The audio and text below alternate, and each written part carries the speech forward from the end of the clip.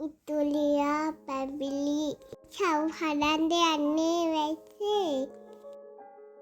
අද උදේ ඉඳන් ලස්සන දවසක් වගේ තිබ්බ. හැබැයි හවස් වෙනකොට නම් හොගාලා වහින්න ගත්තා. වැස්ස කියලා ඉතින් ප්‍රශ්නයක් නෑ. අපේ ගෙදර තාත්තටයි දුවටයි සව්වේ කුරක් කනුයි එකට දාලා බොන්න ඕන වුණා.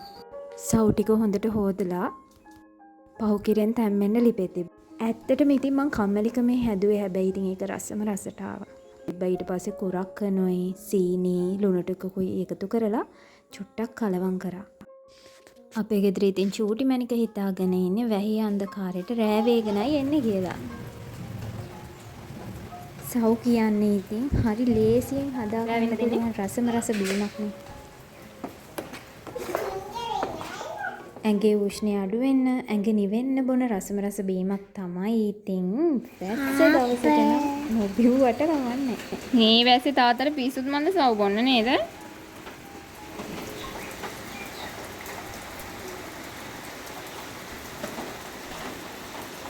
ආසාවට වැස්සේ වුණත් කමන්නේ කියලා සව් බිව්වට මන් දන්නවා මගේ මහත්තයා හෙට උදේම උණු වතුරයි කොත්තමල්ලි කයි.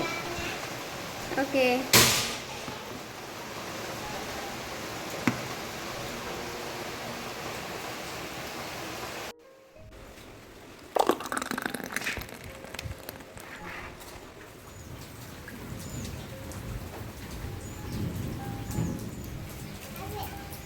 ආයෙත් දවසක මේ වගේ අමුතු වෙලාවල් වලට කන්න දෙන විශේෂ කෑමකුත් අරගෙන මිතුලියා එන්නම්.